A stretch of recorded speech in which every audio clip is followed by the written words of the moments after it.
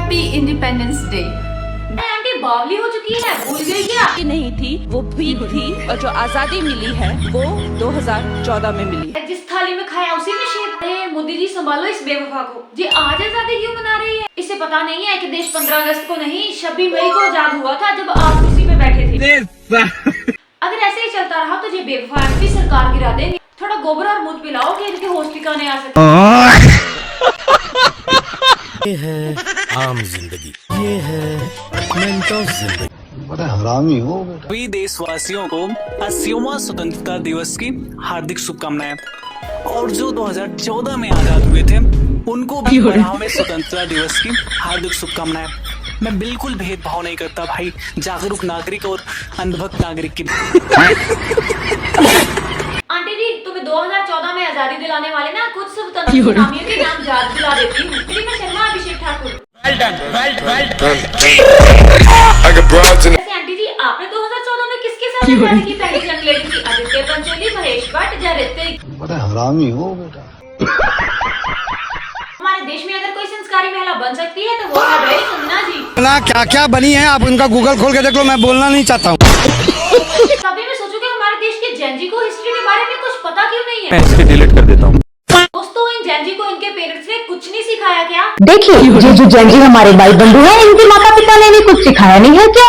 मुझसे कुछ सीखिए। मैं जो हूँ पिछले 15-16 साल से अपने दारू शक्ति का खर्चा खुद उठा रही हूँ।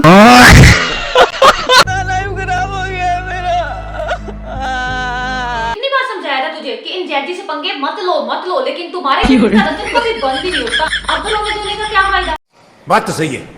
दोस्तों जिसकी खुद की बायोलॉजी ऐसी है वो भाई हमें गटर साहब बोल रही है। It's okay guys, it's alright. मजा नहीं आ रहा है। अब बात खुद के गिरिबान में झांकने की आती है तो आंटी ऊपर से अपने आप को डिफेंड करती है। देखिए जब बात मेरी आएगी तो मैं तो यही बोलूंगी कि ये मेरी चॉइस थी और ये मेरा परम अधिकार है, और अगर कोई दूसरा मुझे कुछ भी बोलेगा तो मैं तो उसे गाली दूंगी, क्योंकि ये तो मेरा काम है। बात तो सही है।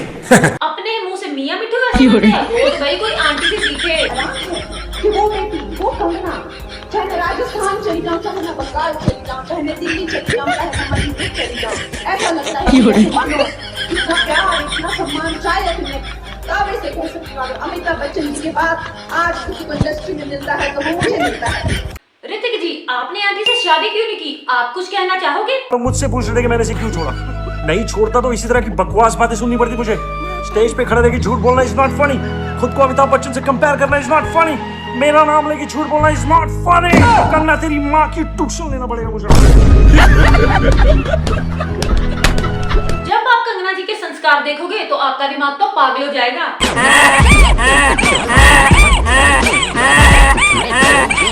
इसीलिए बस अब हमारे देश की शेर आंटी जी को आईना दिखाना शुरू कर दिया है। कंगना रनौत मुंह ही क्यों खोलती हो जब उन्हें उल्टा सीधा ही कहना होता है। कंगना ने जंतर मंतर पर जुटी जंजी लड़कियों को लेकर कहा है कि ये पढ़ाई में अच्छी नहीं होती और ना ही खूबसूरत होती हैं और ना ही इनकी मानसिक स्थिति अच्छी होती है। जंजी लड़कियों को लेकर कंगना ने कहा है, मैं ऐसी लड़कियों को जनरेशन गटर कहती हूँ। जंतर मंतर पर जुटी लड़कियाँ सिर्फ ड्रग्स लेती हैं, शराब पीती हैं और बॉडी काउंट की अपनी आजादी को दिखाती हैं। अपनी तरफ से आंटी जी अगर कोई जवाब देती तो वो कुछ ऐसा होता। देखिए ये जो जैनजी हमारे भाई बंधु हैं, इनके माता पिता ने इन्हें कुछ सिखाया नहीं है क्या? सीखिए। मैं जो हूँ पिछले 15-16 साल से अपने दारू शक्ति का खर्चा खुद उठा रही हूँ। अगर पेपर लीक हो गया था तो उसका फायदा उठाने की जगह ये स्टूडेंट्स तो भाई सड़कों में उतर आए। अगर हमारे जमाने में पेपर लीक हुआ होता तो आज मैं खुद डॉक्टर होती। और जो ये बच्चे हैं वो धरने पे जाकर के वहाँ बर्गर पिज्जे खा रहे हैं। हमारे देसी खाने में क्या खराबी है? बोलते कि भूख लगी है तो मैं भाई खुद बेकरी से कह के इन्हें गन्ने का जूस मिलाती, वो भी मीट। और फिर जो वही निकम्मे बच्चे हैं यहाँ आके नौकरी मांगने लग जाते हैं। नहीं, नौकरियों में रखा क्या है? अगर आज मेरी नौकरी नहीं, अगर आज मेरी फिल्में चल रही होती तो क्या आज मैं एमपी होती? और आखिर में मैं यही बोलना चाहती हूँ कि ये जो जंजी हैं हमारे भाई बंधु, इनकी टांगे तोड़ के बिल्कुल ठीक किया। बहुत टैलेंटेड है लेकिन इन्हें ना कोई सीरियसली नहीं लेता। रनौत जी को अब उनके पार्टी वाले ही ज्यादा नहीं पूछते हैं, ज्यादा सीरियसली नहीं लेते हैं। लड़कियों को सम्मान करना तो आंटी ने कभी सीखा ही नहीं। 32 थे वो स्टार किड्स, पिंक ग्लासेस उन्होंने हाथ में उठाए होते और जिनमें वो ना बच्चों की तरफ। तो आंटी जी ने अपने जीवन में कितने संघर्ष किए हैं। तो चलिए सुनते हैं आंटी जी की मोटिवेशनल कहानी इन्हीं की जुबानी। भागी 1.5-2 साल में मैं एक फिल्म स्टार थी, एक ड्रग एडिक्ट थी।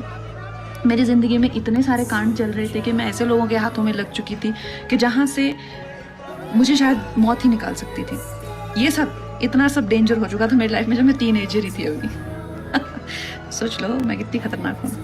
आंटी जी खतरनाक हो तो आपको जैसी, नहीं तो फिर ना हो। तो गांजा फूके, चड्डी फेंक के मारे और रात को डांस, वाह भाई वाह। क्या बात है सर, क्या बात है। आंटी जी अपनी बातों से ना सबको एंटरटेन करती है, ये सुनो। It's very entertaining. I love Kangana. इतनी शर्मीली है भाई हमारी कंगना आंटी के, इन्हें तो कैमरे के सामने आने से भी संकोच होता है। भी स्टूडेंट प्रोटेस्ट किए हैं, इतना हमें संकोच होता था, इतनी शर्मिंदगी होती थी कि हमें कैमरा में दिखाया जा रहा है। देखिए मोदी जी, कोई कलंक नहीं उन पर, एक भी दाग नहीं। मैं तो कहती हूँ चांद पे दाग होता है, उन पे एक भी दाग नहीं।